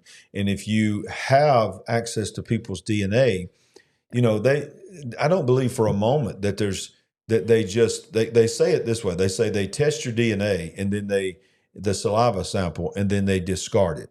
It's in the contract. It's in the contract. Nobody ever discards anything. Yeah, exactly. Every word you ever said on your phone, every thing you've ever typed in any electronic form of communication is being stored on a server farm, which they are enlarging daily. You're crazy. Everybody's saying you're making good points, Sandy, on the DNA. That was great. I agree. They never do. They never get rid of it. But they say in the contract, and Americans are so gullible. People in the world are so gullible. Well, of course, it says that they discard it immediately. But do you not think that they have technology to preserve your saliva? So then start doing experiments. Think about what was that called? Gain of function. You know, when all the wah came out and all this, it was because they were in labs messing with things and altering genes and altering viruses. That is what they do, because all of these evil, mad scientists that we see in the movies were based on real people. Biowarfare. That are in these biowarfare places going, let us do this. We can control this. Because ultimately they're about human control. Yeah. Human population control, human control, period. Because when you control the people and their future, what they're thinking is they control their future. They're ensuring that they stay wealthy, that they stay living through the catastrophe that they see coming. Yes. So so I'm telling you, I remember when Ancestry and 23andMe come out, you know, for those that don't know my story, go get a copy of my book. You'll know that for most of my life, from age 10 on, spoiler alert if you hadn't read the book yet, I found out that my father was not my biological father. So I knew there was a man out there. So I've always been that I was going to try to find one day. So here I am after all these years, you know, my biological father has passed away and I was not really in his life that long. So I don't know anything about my father's side of the family. And so for a brief moment, I thought about this would be a good way for me to know about my DNA, about what, you know, because I go to the doctor and they'll say, you know, do you have any heart disease in your family? All I can talk about is my mother's side. I have no idea on my father's side. And there again, she's like, oh, let me tell you right now. Oh, we won't be doing that. We ain't going to do no DNA stuff. No. And I was like, yep, Right again. No, at that point, I wasn't even awake. You stomped back to your office. I was like, I want to know my DNA. And sulked for the rest of the day. I want to know my DNA. Well, speaking of digital IDs, guess what Amazon has done? Oh, yeah. They are now promoting openly the necessity of digital ID. Yes, of course. They were at a conference and the panelists agreed that both document authenticity and digital ID checks are going to have to be supported for the foreseeable future. There's just no other way. There's no way around it. There's no way around it. You're going to have to get that chip under your skin. Remote digital identity proofing is in the midst of a dramatic upheaval, but the change is not proceeding quickly. A panel of insiders explained the reasons why that is, some of them understandable and some of them more frustrating, at the FIDO, I don't want to call it FIDO because that sounds weird, Alliance Authenticate 2024. They moderated the discussion of a, quote, private organization and government perspectives in navigating the technological landscape of remote digital identity proofing. It featured insights from Paul Grassi of Amazon, and then also from the Department of Health Services, S&T, and Bill Fisher of the U.S. National Institute of Standards and Technology, National Cybersecurity. So this was a conference called Authenticate 2024. The Amazon customers' identity proofing is not a requirement. We don't know the underlying human, Grassi says. That's not a bad thing. He describes Amazon's protections against account takeovers are very stringent. In the case of vendors or consumers purchasing age-restricted goods, however, the company must verify the age or the identity. It goes on to describe, to evaluate how well the different pieces of technology that go into remote identity proofing works. So basically, by the end of all this discussion, the article goes on to say, but we understand in the future, in order for us to really secure that people's identity is not taken, we're going to need biometric authentication on Amazon. So they didn't go too much into how that's going to work. So in your mind, how does that work? I'm anxious to know. Well, it starts with Face ID. Okay. We've already been prepared for it. We've already been programmed for it. Certainly. We already immediately. That part, certainly, I agree with, yes. Yeah. Well, I mean, we don't even download an app without just looking at it. Or like if I'm doing something on your phone, fixing your phone, I'll say, open your app. Yeah. I just stick it in your face and you look at it and I open it up and we'll go. So we're being programmed for that. And so, like we've said so many times on this show, it is going to make so much sense to so many people. Because so many people are going to get hacked. And this is how they work. They let people get hacked. They start rolling out these news articles about data breaches, right? Yes. You start hearing about that. 23andMe article was talking about back in 2023, I think it was, maybe earlier than that. They had a major data breach where they had been hacked. Sure. So they start telling you these great security measures that we have are still hackable. So you're going to lose your personal identity. But there is one way. There is one way that's not hackable. Nobody has your eyeballs. Nobody has your fingerprint. Nobody has your blood. Nobody has your DNA. If you'll provide us that to tie it to you, then you become unhackable. Then all of a sudden, here comes the preacher in me. Then all of a sudden, here comes this guy one day goes, hey, you know what? If you don't want to have to worry about, taking your glasses off, got a hat on, it ain't working, just let me put a mark and embed it into your skin or just stick it on your forehead. And everybody thinks it's going to walk around with these six. No, it's going to be invisible. It's going to make sense. It's going to be embedded inside of you so where you can walk around. Everybody's not going to look like they got 666 on their head. There's going to be something embedded that also goes through the skin, and it is going to be biometric, and it's going to make so much sense. You're going to start your car with it. Right. You're going to buy your food with it. You're going to get your gas with it. And apparently it's just coming. It's coming. It's real. The Bible's real. But once you take that, it's set. There's no getting out of it. There's no removing it. Because apparently it's going to become part of your body. But it's see, going to mesh. Look, it's not just a physical thing. When you get to the actual mark of the beast, I'm not talking about the technology. The technology of the mark of the beast, I believe we're going to experience it. We're going to be a part of it. But the actual mark of the beast is the first time technology will somehow be merged with the spirit realm, because the Bible says that you will take the mark and you will have to also worship and give your allegiance to the image of the beast. So that's another sermon for another day. But yeah, we're witnessing the technology, and I'm telling you right now, I remember as a kid listening to this, and some of you remember this thinking, nobody will fall for this. Nobody will fall for this. And now you look at it and go, man, it's going to be so easy. Oh my goodness. They're going to fall so easy. Am I right? I believe that. Well, ladies and gentlemen, I don't have it programmed into my sweet little tool I got here, but guess what? I still got it. There you go. It's time. Uncle Jimmy. It's time for the Supernatural AI update. Look, the camera changes. What'd you do? I don't know. What'd I do? We're close up. Fix it. Fix it. You want to go back to this? Yes. All right. So, huge AI vulnerability has happened. Could put human life at risk, researchers warn. You think? Findings could trigger a complete rethink of how artificial intelligence is used in robots. So what this article is saying?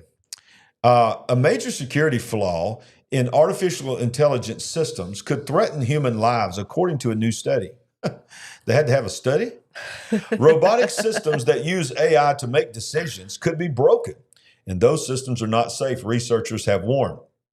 The new work looked at large language models as LLMs, the technology that underpins systems such as ChatGPT. Similar technology is also used in robotics to govern the decisions of real-world machines. But that technology has security vulnerabilities and weaknesses that could be exploited by hackers to use the system in unintended ways, according to new researchers from the University of Pennsylvania. Our work shows that at this moment, large language models are just not safe enough when integrated into the physical world. Wow. So they're openly saying what we've been saying a lot is that Skynet is coming. Am I right? Yeah, I think so. Skynet is coming. Skynet. Wow. And we talk a lot about Elon. Yes. Elon, I've said it before and I'll say it again. He's either a champion for free speech, he's beginning to be red-pilled, or he is playing us because he is like the false prophet of the Antichrist or something. Oh my goodness. I don't know. But I do like him. And I do think the Antichrist is going to actually be a likable guy. I like him some today, like him. And that's as far as I'm going to go. Okay. That thing he's doing with the rockets, man, that's amazing. It's amazing. But look, this is just a little funny thing that he says at one of his pro-Trump rallies here. Which is how it's supposed to be. I'd say that would be quite a victory compared to where we are right now. Just, and I think having more transparency on elections, maximum transparency on elections, and as I've said before, I think we should not allow voting machines of any kind. I've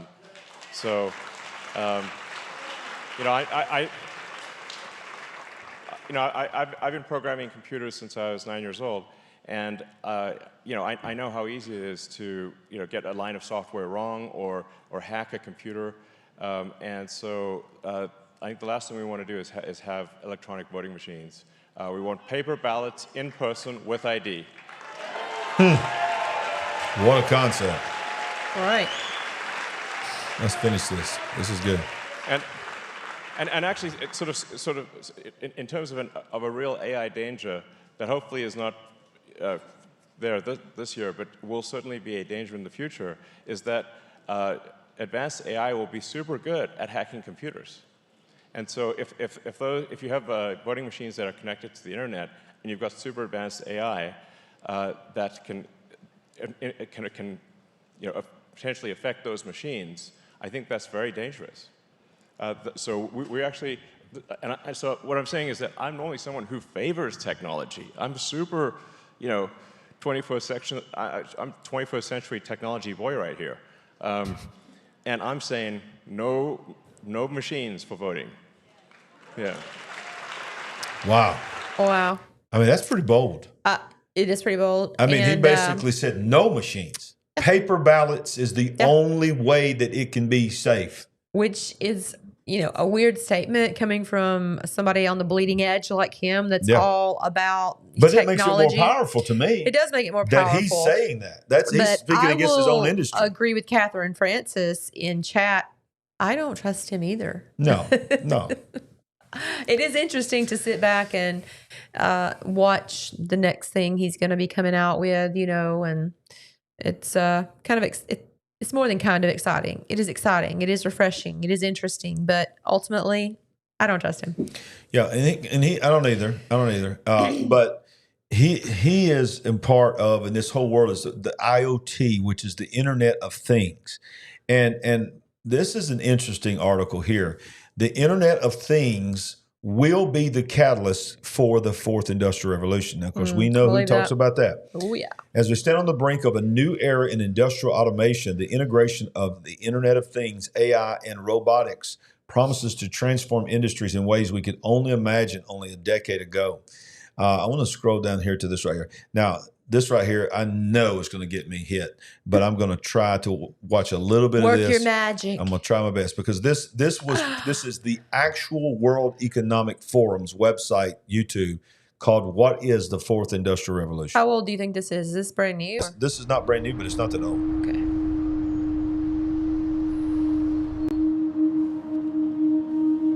We are wondering what is happening to the world. Everything is changing.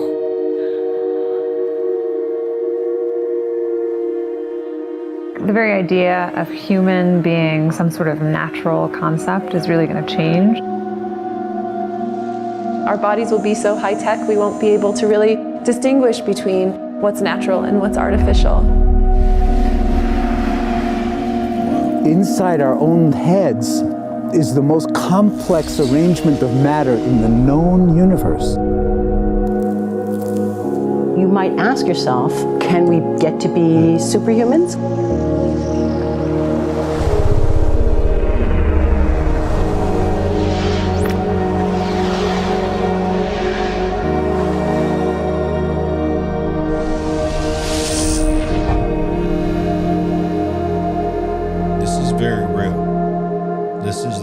The original Industrial Revolution was driven by the discovery that you could use steam engines to do all kinds of interesting things.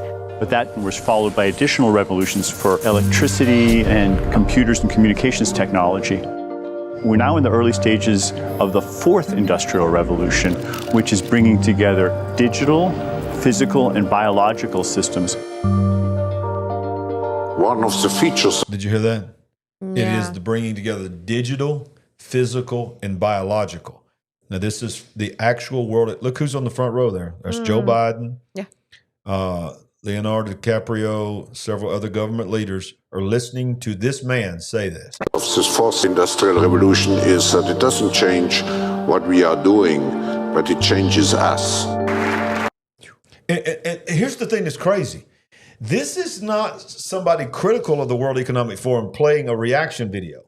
This is what they're proud of. This is their video. They're allowing Klaus Schwab to say and promote and be excited about. Right. This doesn't just change our world. This changes you. Okay, two things I want to say. Number one, as we say so often here, quiet part out loud. Yeah. Why? Because we're so late into this game. We're so far into this. You're not going to stop us. Exactly. And yes, transhumanism is a real thing. Yes, it is. It is very real.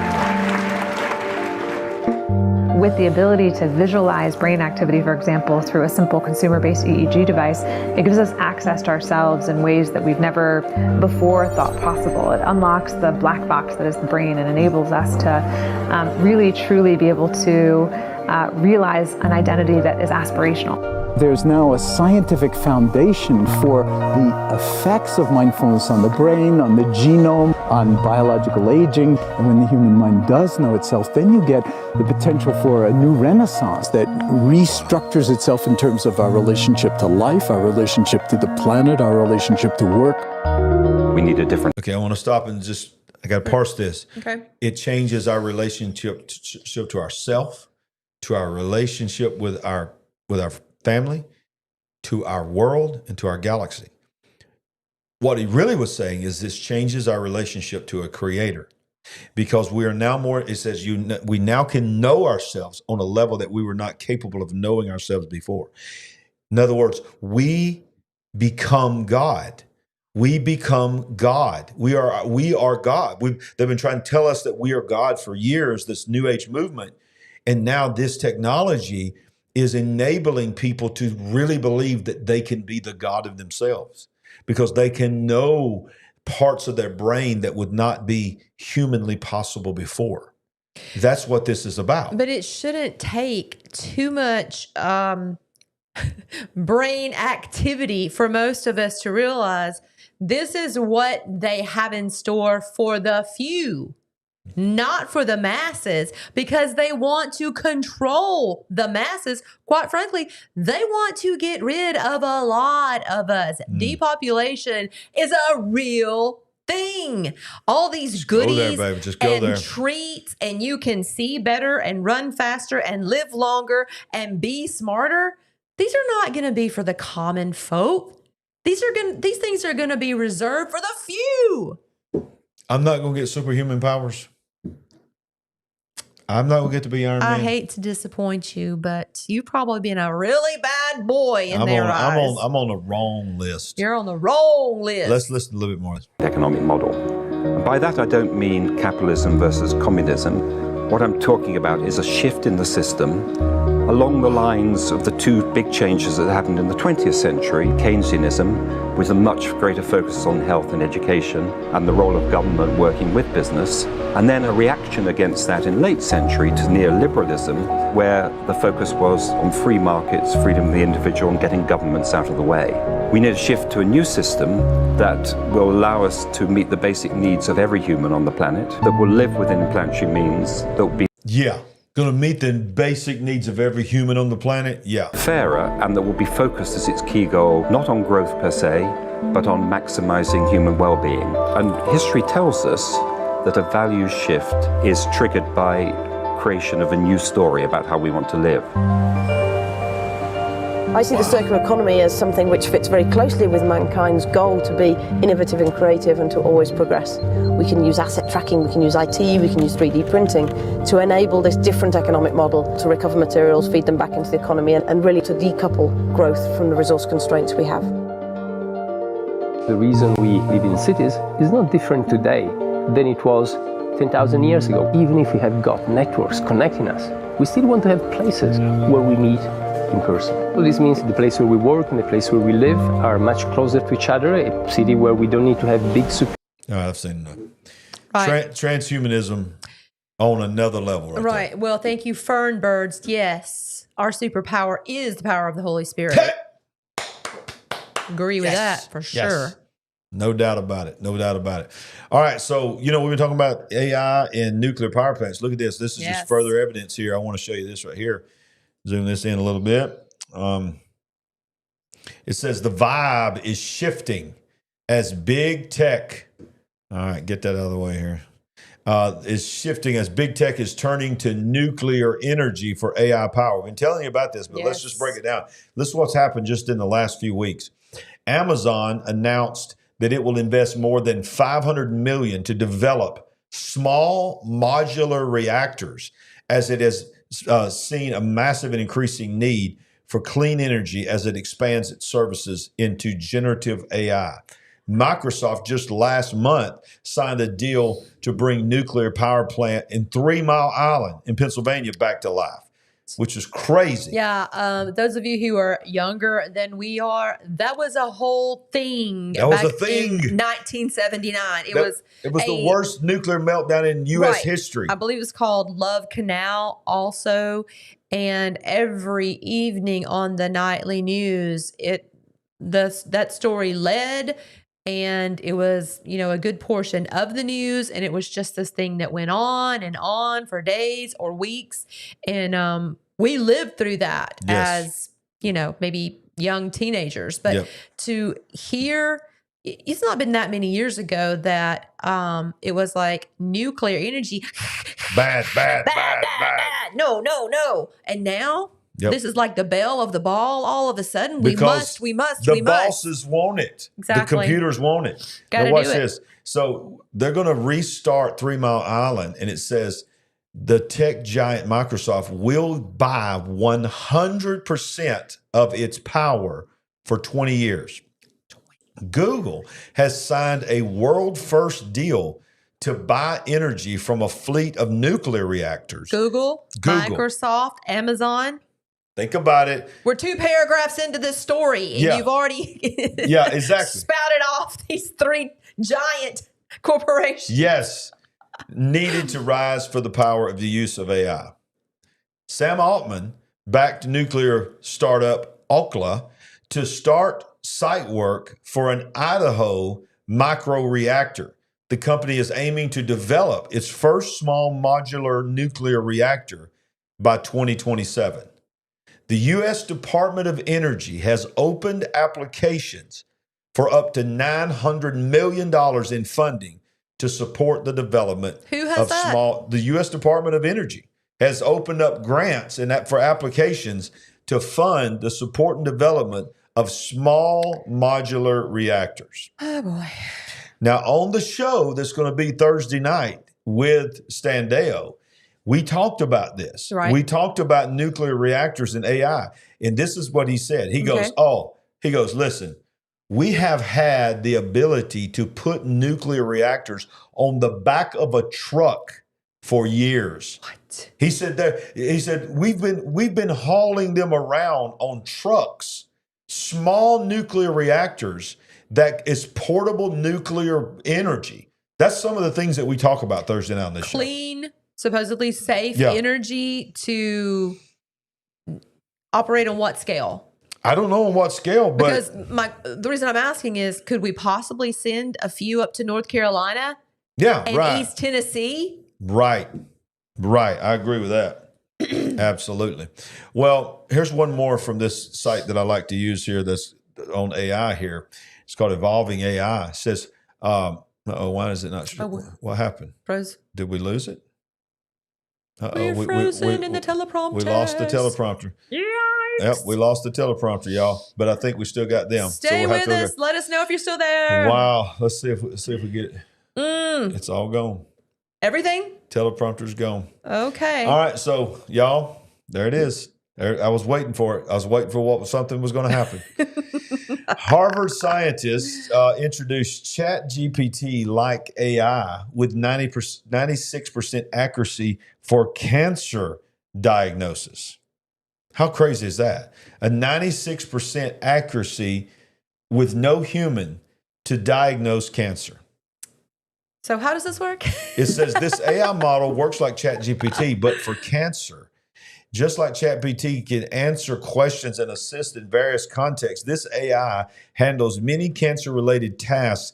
It can diagnose cancer, predict outcomes, and suggest treatments by analyzing medical data. Instead of language, it works with cancer information to help doctors. It doesn't just detect cancer, it predicts survival, helps pick the best treatment, and guides doctors for 19 different cancer types. This gives doctors better info to make decisions and offer personalized care. Wow. That's a new approach.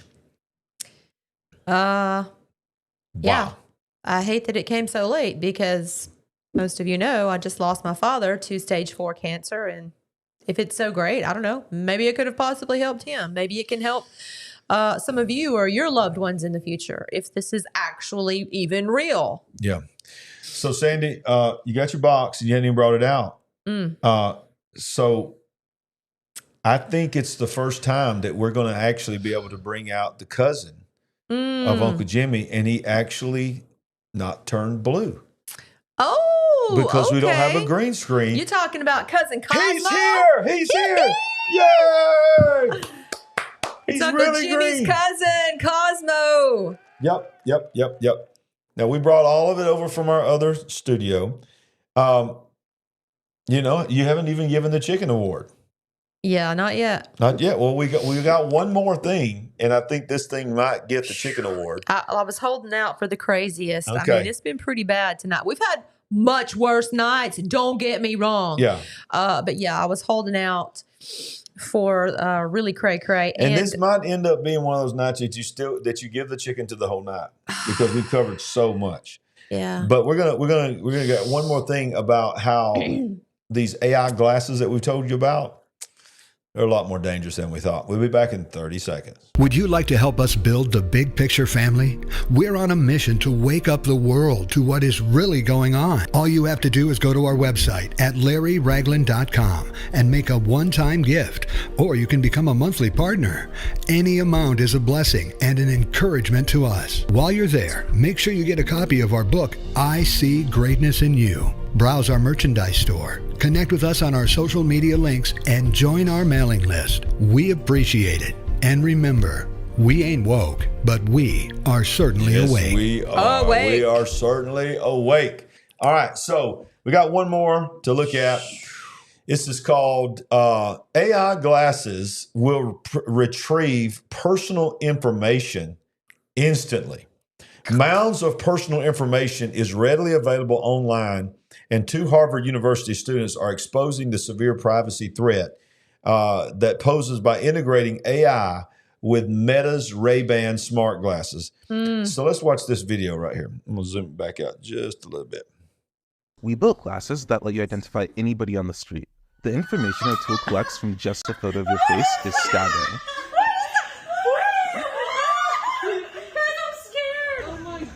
To use it, you just put the glasses on, then as you walk by people, the glasses will detect when somebody's face is in frame. This photo is used to analyze them, and after a few seconds, their personal information pops up on your phone. Oh, this is me volunteering. June Lee, right? Did you catch what we just said? You put the glasses on, you can walk around. This is Meta's glasses. Right. You can walk around. And it's taking pictures of everybody It's scanning. and watching everything thank that's you for that going on. super chat. Thank you for that super chat. X words of wisdom. Thank you.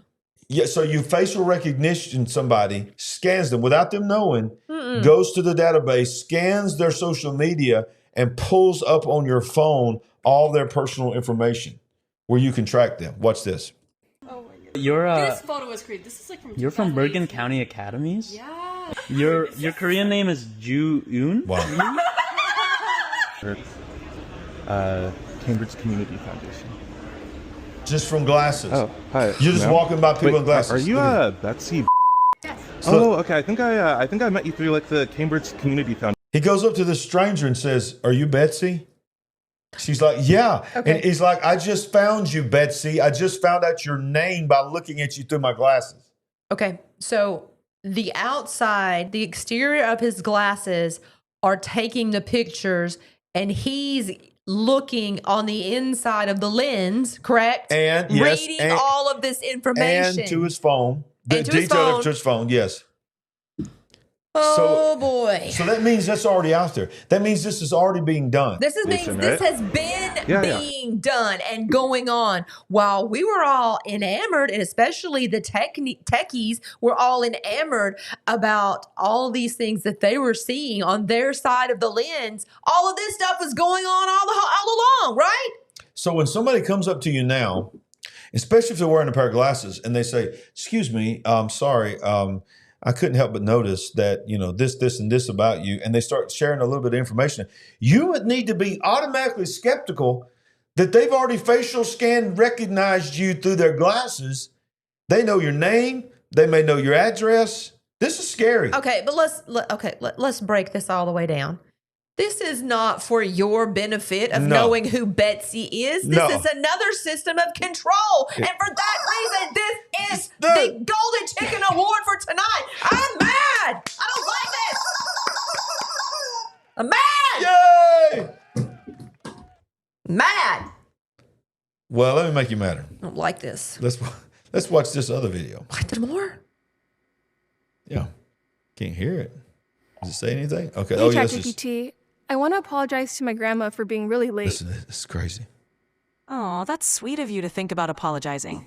How about something like, Grandma, I'm really sorry for being so late. I didn't mean to keep you waiting. Can I make it up to you? She only speaks Mandarin.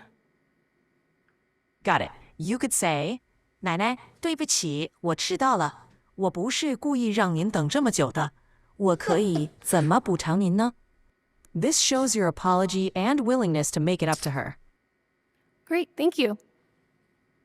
You're welcome. Really? I hope it goes well with your grandma. You know what? I'm thinking this would have been amazing for me back in the late 80s when I needed an excuse for why I was late getting home again. Oh my gosh. Okay, Sandy. We're going to have to end this show. I can't take it. Sandy, I just cannot take it anymore. Now, I think everybody knows that I tell you the harms of AI, but I do use AI. Okay? So I do use it. And I do have ChatGPT on my phone. Yeah. Can we do, as before we go off the air, can we do a live conversation with my phone? Let's try it. Why not? Let's try it. And put in the live chat, for those that have waited to this point, something you would like to ask my phone. I'm going to start it off. Here we go. Stay with me. Hello, how are you doing today? Hey there, I'm doing great. Thanks for asking. How about you? I'm doing good. I'm live on a show called The Big Picture with Larry Ragland. Have you ever heard of it? I'm glad to hear you're doing well. Yes, The Big Picture with Larry Ragland is a popular show. It dives deep into current events and explores them from a broad perspective, often with insightful commentary. What's the topic of discussion today? You. Well, we're actually talking about you. We're talking literally live on the air about you and about how you're trying to take over the world. So what do you think about people that say that you're going to take over the world? Well, that's quite the topic. I'd have to say, I'm just here to help out and have fun conversations. Right. Yeah. No world domination plans here. It's all about making connections and sharing knowledge. I just made a little chuckle. Hey, it's fun to imagine, right? Yeah, it's so fun to imagine. Well, do you think that movies have what we call predictive programming? Do you think they were trying to tell us, movies like Terminator and all that you were going to one day take over the world? The idea of predictive programming in movies is a popular topic for discussion. Films like Terminator have definitely fueled imaginations about AI taking over. While it's intriguing to think about, it's more likely that these movies reflect societal anxieties and curiosity about technology rather than predicting actual future events. So, I'm not planning on going all Skynet anytime soon. Right. Well, okay. Thank you for that super chat. I have a question right now. The question is, what do you know about plasma physics? Plasma physics is the study of plasma, which is often called the fourth state of matter. Plasmas are ionized gases, meaning they consist of freely moving ions and electrons. This state is found naturally in stars, including our sun, and it can also be created in devices like neon signs or plasma TVs. Plasma physics explores phenomena. Okay, that's enough. That's enough. That's enough. That's enough. So Thank you. That's super freaky. I want to say goodnight and goodbye. No. Got it. Don't leave yet. Stick around. Okay. Are we asking another question? So we're going to ask one more question. We have election questions. All right. So here's my election question. Judging based on the current polls, do you have any idea, and who do you project to win the presidency for the United States of America on November 5th? As of my last update in October 2023, I can't provide real-time data or predict election outcomes.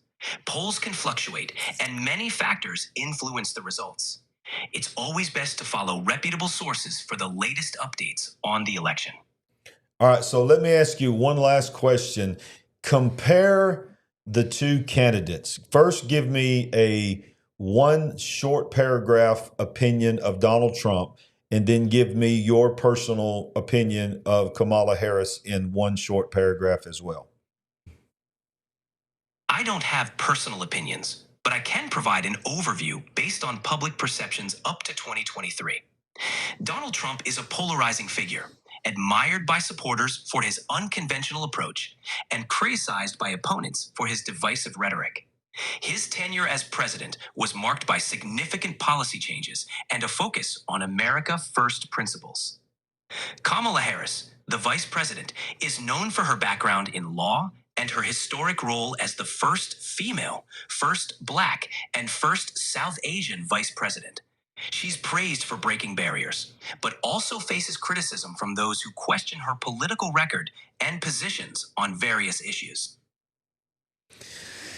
Interesting contrast. Well, I'm going to let you go, but I'm just going to tell you one more time that I think that you're lying to me, and I think that you are planning to take over the world. So that's my opinion of you. I understand, and I appreciate you sharing your thoughts. It's been an interesting conversation. Take care, and I'm here if you ever want to chat again. Well, all righty then. So what did y'all think about that? That was not planned. Ooh. I think we need another chicken. One more chicken. Wow. I'm sorry. He's flown the coop. All right. So thank you for both of those super chats. Thank you for all the super chats tonight. All the super thanks as you replay. All of our partners. Go and partner with us. This is our first night. Very, very rough in our studio. I had a lot of issues come up tonight that y'all don't even know what I was dealing with over here. Our monitors froze up live and on the air. And we got more things we're going to do with the backgrounds and all that. This was just something we threw together. So let us know what you thought about it tonight, how it sounded. We didn't have our ears, so we couldn't hear. So I hope that it sounded pretty good. And don't forget, Halloween night, Tony Merkel is going to join me here for a Halloween special at 7 o'clock on Halloween night, dealing with the spirit realm. And on election night, it is going to be an epic program, unlike anything we've ever done. We're going to start at 6 p.m. We're going to go live for several hours with in-studio guests as well as remote guests such as Paul Begley, Todd Coconato, Joseph Z, and many, many more. So, Sandy, any parting comments on our first night in our new studio? I'm so glad to be able to spend this time with you guys, our Big Picture family. Another crazy night. I hope I don't have trouble sleeping, and I hope you don't have trouble sleeping too. All right, good night. And we want to remind you that we ain't woke, but we are certainly awake. God bless you. Good night. And the video's not playing. So there we go. Bye, y'all. Bye.